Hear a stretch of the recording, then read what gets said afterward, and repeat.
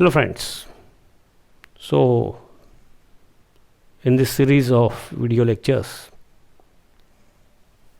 nature of chemical bonding, the topic which we are considering under that, now in this discussion we are going to focus on potential energy diagram of H2 molecule. Already I have drawn it on the board.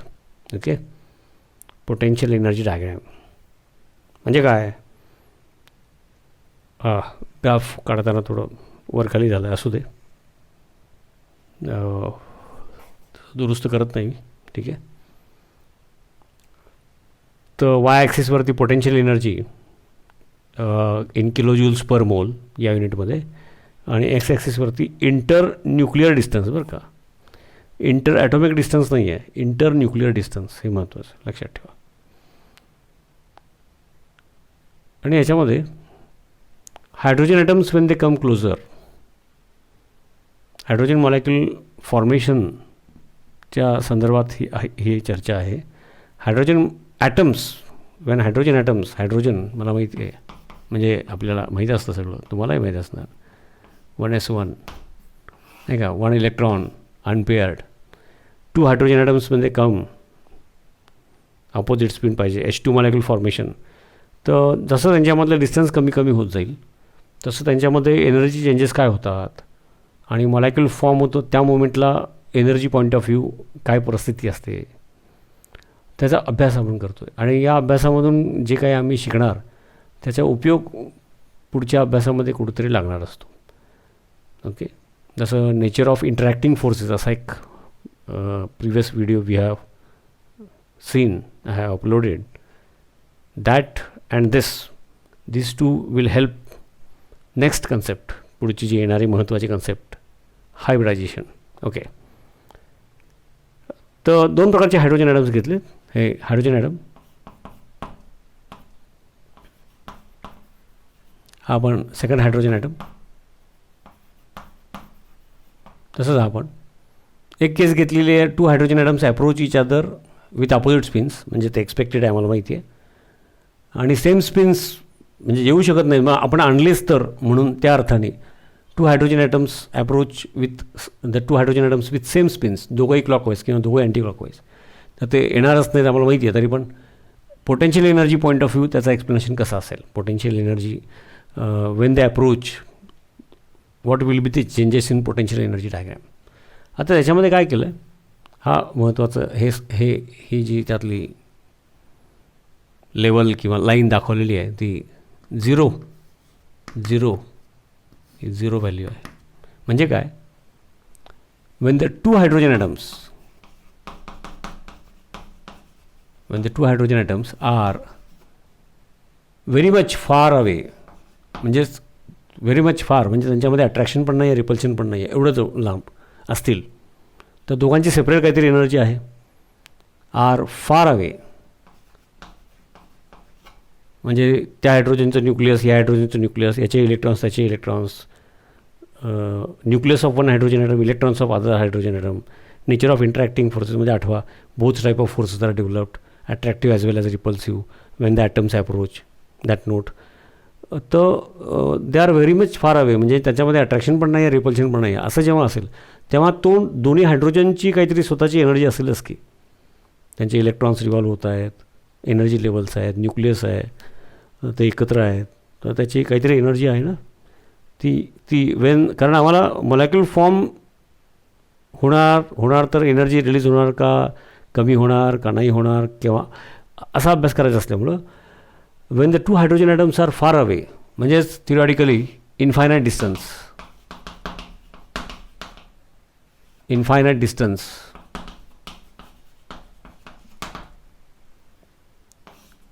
त्यावेळेला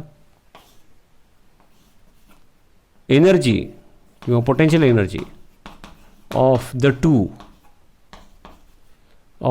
hydrogen atoms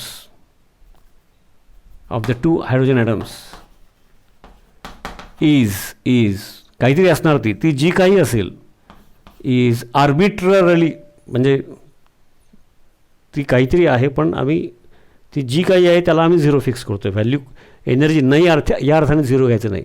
is fixed, is taken किंवा is fix to zero. हे पहिलं महत्त्वाचं. कारण का ते approach होतात जेव्हा आणि मॉलिक्युलर फॉर्म होईल किंवा नाही होईल, जे काही आम्ही दोन्ही केसेस बघणार आहोत, त्यावेळेला एनर्जी इन्क्रीज होणार आहे का डिक्रीज होणार आहे, आम्हाला त्यात इंटरेस्ट असल्यामुळं molecular formation Wien they are very much far away, म्हणजे थिओरिटिकली ॲट इन्फायनाईट डिस्टन्स, मग ते दोन ऑपोजिट स्पिनवाले असू देत किंवा दोन सेम स्पिनवाले हायड्रोजन ॲटम्स असू देत, याचं त्याचं याच्यावर कुठल्याच प्रकारचं इन्फ्लुएन्स नाही आहे. नाहीतर attractive forces nor repulsive forces are acting, म्हणजेच इन्फायनाईट डिस्टन्स. त्यावेळेला जी दोघांची सेपरेट पोटेन्शियल एनर्जी असेल that is fix to zero. ही पहिली गोष्ट. मग एका वेळेला एक केस घेऊया. समजा ही केस वन काय बरं, opposite spins.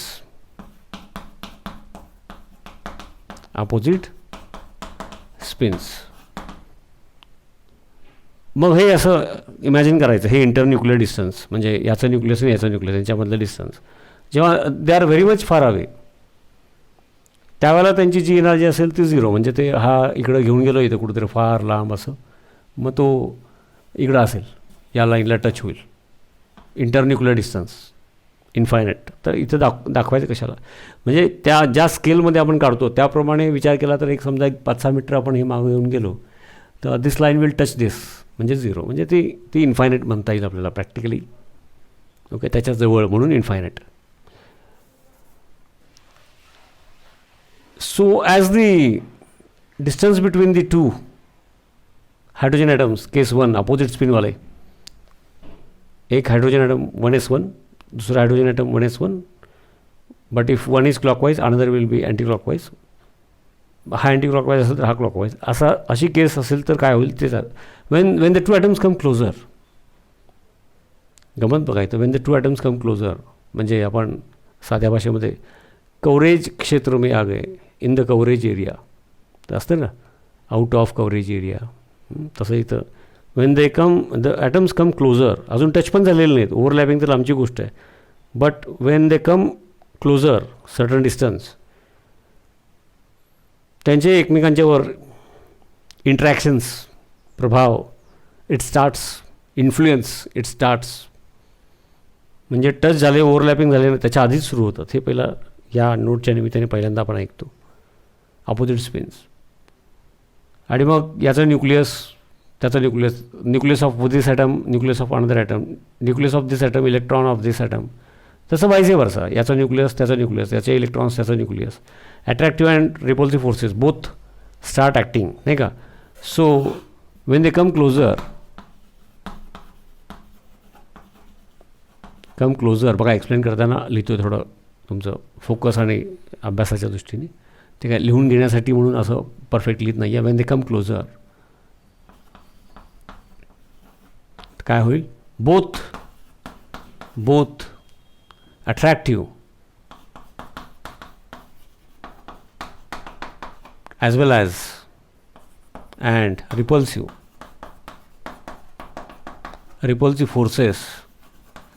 Forces come in action, come in action. पण ज्या अर्थी नाही का आपण VBTचे रूल्स बघितले, हाफ फील्ड पाहिजे, नियरली द सेम एनर्जी पाहिजे. मग हाफ फील्ड आहेतच हे दोन्ही ॲटम्स, नियरली ते काय हायड्रोजनच आहेत आणि 1s1 आहेत, म्हणजे same energy. Okay, and opposite spins. आता असं असेल नाही का, त्या VBTच्या रूल्सप्रमाणे कोव्हॅलंट बॉन्ड फॉर्मेशनचे रूल्स आहेत, वी हॅव कन्सिडर्ड दॅट. आता जस्ट एकदा फास्ट बोलतो म्हणजे रिव्हिजन, तुम्ही जाऊन परत बघा की कंडिशन्स काय आहेत. As per valence bond theory, covalent bond formation व्हायचं असेल तर atomic orbitals of that element, त्याच्यामधले व्हॅलन्स शेलमधले, आउटरमोस्ट शेलमधले ॲटॉमिक ऑर्बिटल्स 1 or more. आता इथे एकच आहे, 1s सबशेल हाच ॲटॉमिक ऑर्बिटल आहे. Outermost shell atomic orbital half filled पाहिजेत, पहिली गोष्ट आहेत. अपोजिट स्पिनवाले पाहिजेत दोघं, हाफ फील्ड आहेत.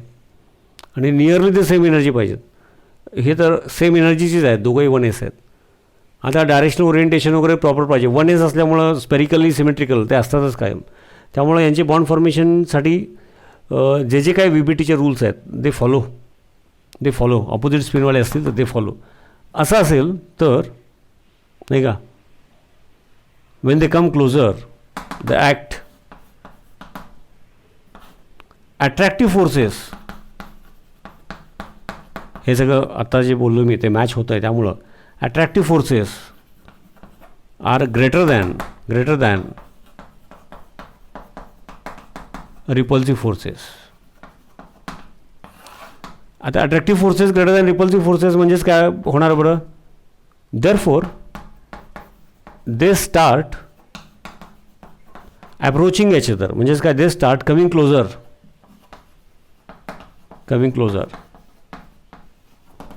And as they start coming closer, बघा जसं त्यांच्यामधलं इंटरन्यूक्लिअर, हे न्यूक्लियस इंटरन्यूक्लिअर डिस्टन्स कमी व्हायला लागलं. म्हणजे ग्राफ इकडे.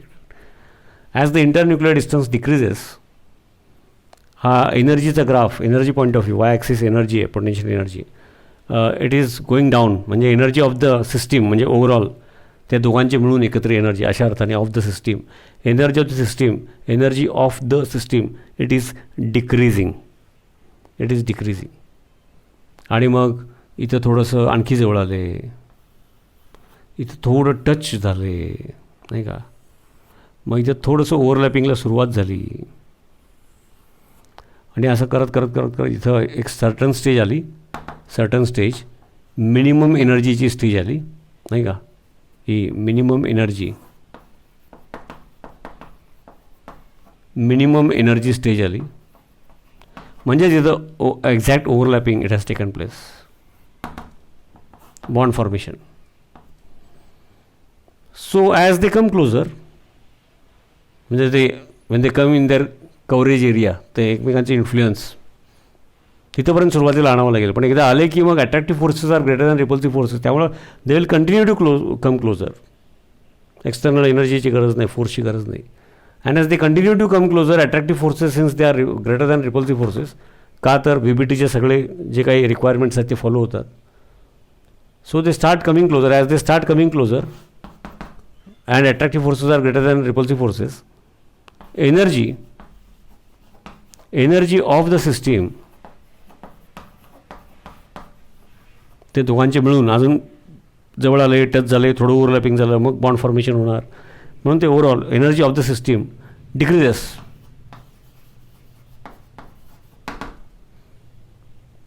आणि एका सडन डिस्टन्सला इंटरन्यूक्लिअर डिस्टन्स कमी होतं दोघांच्यामधलं. त्यातलं 74 पिकोमीटर या डिस्टन्सला पिकोमीटरमध्ये घेतलं. तुम्ही नॅनोमीटरमध्ये घेऊ शकता, कन्वर्ट करू शकतो आपण कुठल्या पाहिजे युनिटमध्ये. फॉर 74 पिकोमीटर काय झालं, 74 पिकोमीटरला देयर इज एन इक्विलिब्रियम.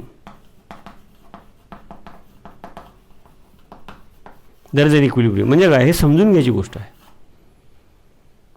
आणि म्हणून तो मिनिमम एनर्जी पॉईंट आहे. याचा अर्थ वेन दे वर far away from each other, काहीच त्यांच्यामध्ये अट्रॅक्शन किंवा रिपल्शन नव्हतं. नंतर सुरुवातीला थोडं त्यांच्या कव्हरेज एरियापर्यंत आपण आणलं, थोडी एनर्जी दिली, पण नंतर ती attractive forces when they are always greater than repulsive forces. VBTचे सगळे रूल्स मॅच होतात म्हणून ते बोलून दाखवलं मी. Opposite spin, nearly the same energy वगैरे, half filled. They will continue to come closer, and as they continue to come closer means as the internuclear distance starts decreasing, energy also start decreasing. Energy कमी झाली आणि कुठल्या तरी एका certain एनर्जीला ती minimum आहे. म्हणजेच दॅट न्यूक्लिअर डिस्टन्स, आता हे सगळं नोटमध्ये पण असतं, टेक्स्टमध्ये पण असतं बरं का. ते एक्सप्लेन मी करतो आहे. ते एक्सप्लेन केलेलं, समजलेलं, ऐकलेलं त्या डोळ्यासमोर ठेवून ती नोट वाचायची. ओके. आणि मी मागं पण सेपरेट लेक्चरमध्ये बोललो की सुरुवातीला जे इथे एक्सप्लेनेशन चालू आहे ते ऐकणे, ते पॉज करून वगैरे पॉईंट्स थोडेसे काही शब्द लिहून ठेवणे आणि त्याला रिलेटेड नोटमध्ये, कारण शिकवण्याच्या सिक्वेन्समध्ये पॉईंट पुढं मागं होतो, नोट शोधायची त्याला इथलं रिलेटेड आणि ते वाचायचं हे लक्षात घ्या. ओके. इथं काहीतरी शिकवण्याचा सिक्वेन्स वेगळा आणि टेक्स्टमध्ये थोडासा फरक असतो, ते असं मग कशाचं काही ताळतंत्र राहत नाही. म्हणून टेक्स्ट मी सध्या बोलतच नाही 11th आणि मग हे सगळं करून झाल्यानंतर कॉन्फिडन्स आला.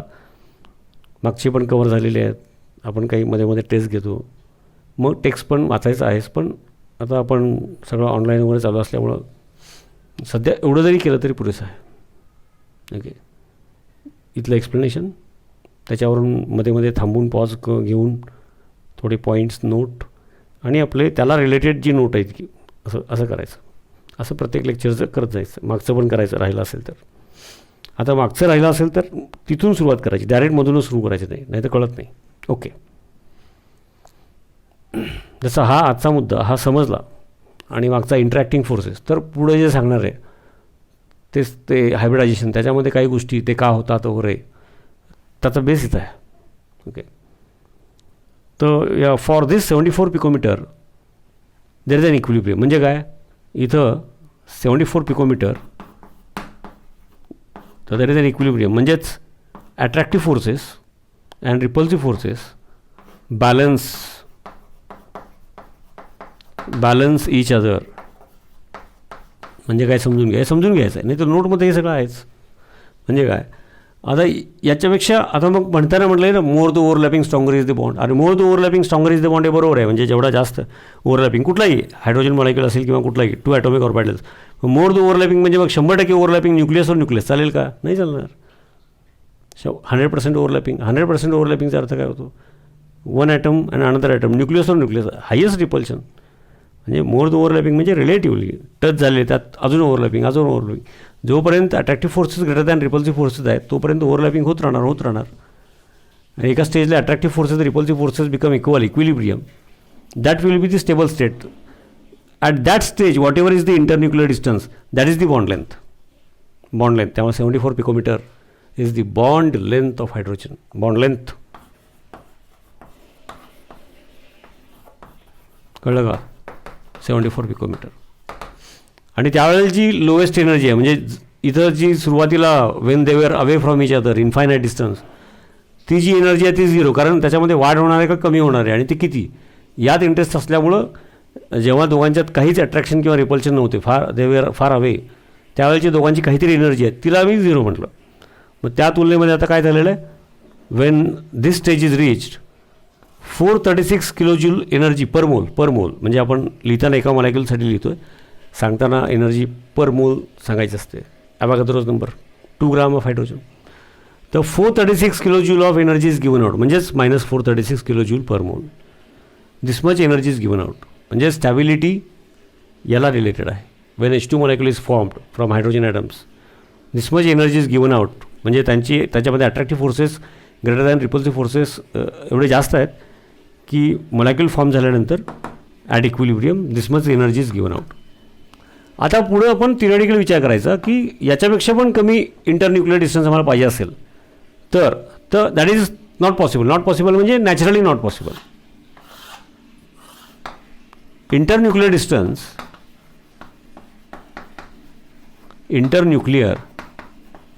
डिस्टन्स लेस दॅन, ऐकायचं आहे, ऐकताना थोडंसं फोकस लिहिण्याकडे करायचं, less than bond length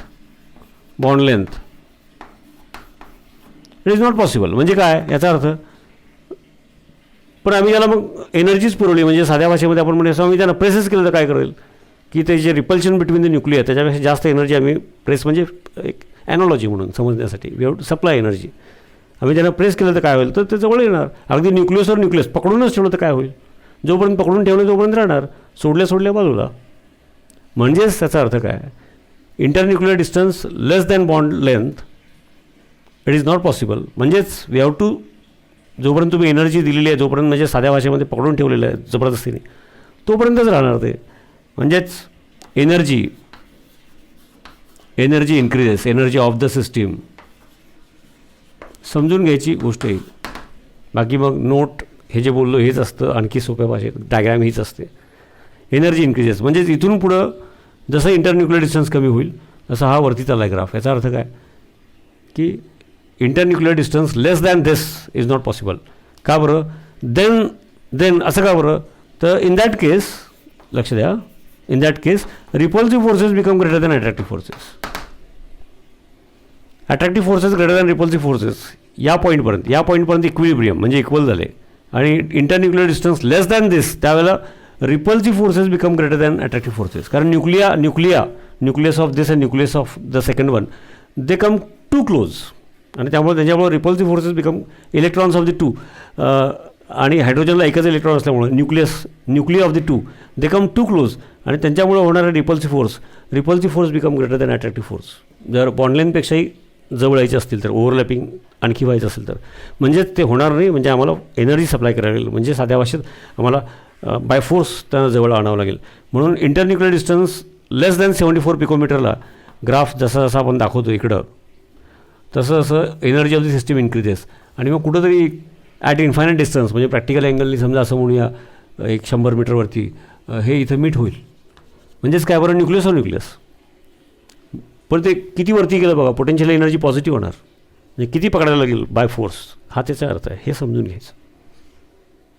so at this 74 picometer there is an equilibrium. Attractive forces and repulsive forces equal and opposite equilibrium. त्यावेळेला इनिशियलच्या तुलनेमध्ये ज्याला आपण 0 म्हटलं होतं this much energy is given out means stability by this much energy 436 kilo joule and it is given out evolved म्हणून -436 kilo joule per mole. And the distance between the two atoms two atoms नाही काय म्हणत internuclear distance two nuclei of the two atoms overlap झाल्यानंतर it is 74 picometer. तर हे असं आहे. आता पॅरललचं काय आता थोडक्यातच सांगितलं तर कळायला पाहिजे. पॅरललवाले ओव्हरलॅप होऊच शकत नाही नाही का. कसं होणार पॅरललवाले. आता हे हाफ फील्ड आहेत 1s म्हणजे एनर्जी लेवल सेमच आहेत. नियरली नाही इक्विव्हॅलंट नाही सेमच आहेत इक्वलच आहेत. But the spins are same आहे तर repulsive forces will be always greater than attractive forces. जे इथं आता लिहिलं होतं मी रिप्रेझेंटेटिव्ह लिहितो ते जसं as the distance internuclear distance between the two ते कमी होणारच नाही आपल्याला. म्हणजे आपल्याला एनर्जी द्यावी लागेल. त्याचा अर्थच आहे की repulsive forces are always greater than attractive forces या केसमध्ये. त्यामुळे internuclear distance on their own कमी होणार नाही. म्हणजे कमी होणार असं थिअरॉटिकली आपण ग्राफ काढतो याचा अर्थ वी आर सप्लाईंग एनर्जी. आम्ही त्यांना फोर्सने एकत्र आणलंच अगदी नाही का. हा ग्राफ हे डॉटेड लाईन जर वर नेली याचा अर्थ काय इथं त्यांचं ओव्हरलॅपिंग झालं आहेच की. अरे इथं ओव्हरलॅपिंग झालं आहे म्हणजे काय की इकडं एनर्जी दिलेली आहे म्हणजे energy we get it is evolved. इकडे एनर्जी वी आर सप्लाईंग. मग तुम्ही बाय फोर्स पकडूनच ठेवलं म्हणजे एवढी एनर्जीने. तर जोपर्यंत तुम्ही तेवढी एनर्जी त्याला दिलेली आहे म्हणजे साध्या भाषेत तुम्ही पकडून ठेवलेलं आहे तेवढ्या फोर्सनी तोपर्यंत ते ओव्हरलॅपिंग आहे. तर ते that is not called as covalent bond. ते energy the moment you release they will go away. आणि असं करत करत करत अगदी 100-200 मीटर प्रॅक्टिकली बोलूया तर ते इकडे टच होणार. म्हणजेच काय nucleus internuclear distance 0. So much large amount of energy should be supplied. Okay when a bond is formed energy is given out. तरी पण दोन्ही पण केसेसचा आपण इथं विचार केला तर हे जे आत्ता आपण चर्चा केली पॉईंट सोपा आहे. ओके आणि जसं 11ची एक्झामच्या हिशोबाने विचार केला तर एक आयसोलेटेड पॉईंट म्हणून 2 मार्काला वर येऊ शकतो. आपली 12th आणि MCQच्या हिशोबाने इथली जी चर्चा आहे अट्रॅक्टिव्ह फोर्सेस ग्रेटर या डिस्टन्सपर्यंत काय झालं याच्या पुढं हे जे समजलं काहीतरी त्याचा वापर होणार आहे इथल्या पुढच्या थिअरी समजण्यामध्ये. आणि मग त्याच्यावरून पुढच्या गोष्टी असतात. त्याचं इम्पॉर्टन्स हे आहे की हे समजून घेणं. एक तर पॅरलल स्पिन्समध्ये होणारच नाही तरी पण थिअरॉटिकली अपोजिट स्पिन सांगितलं तर parallel spin internuclear distance on their own decrease is not possible. Means we have to supply energy. त्यामुळं इंटरन्युक्लियर डिस्टन्स जसं जसं कमी दाखवलं आहे म्हणजे जसा पॉईंट इकडे येतो आहे तसं ग्राफ वरतीच चाललेला आहे. इथं मात्र initially as the internuclear distance decreases because attractive forces is greater than repulsive forces energy starts decreasing. एका सर्टन स्टेजला मिनिमम एनर्जी आली म्हणजेच तिथं इक्विलिब्रियम आलेलं आहे. तिकडे बॉन्ड फॉर्मेशन झालेलं आहे. Okay internuclear distance between the two atoms less than this is not possible. कारण का त्याच्यापुढं मग nuclei come together more closer repulsive forces become greater आणि त्यामुळे मग इकडं पण वाढायला लागलं. तर हा एक मुद्दा हायड्रोजन मॉलिक्युल एक एक्झाम्पल सोपं घेऊन सांगितलेलं आहे. मग अशा प्रकारची इथं जी सांगितलेली गोष्ट आहे कन्सेप्ट आहे ती सगळीकडे लागू आहे. ओके आणि मग ती सगळीकडे मग त्यावेळेला मग प्रत्येक वेळेला एवढं डिस्कस करायचं नाही. हे समजलेलं तिथं अप्लाय करायचं आणि पुढची कन्सेप्ट बघायची. कन्सेप्ट ऑफ हायब्रिडायझेशनकडे जाण्यासाठी हे म्हणजे nature of interacting forces and hydrogen molecule formation आत्ताचं जे discussion these 2 are very important. Okay yes thank you.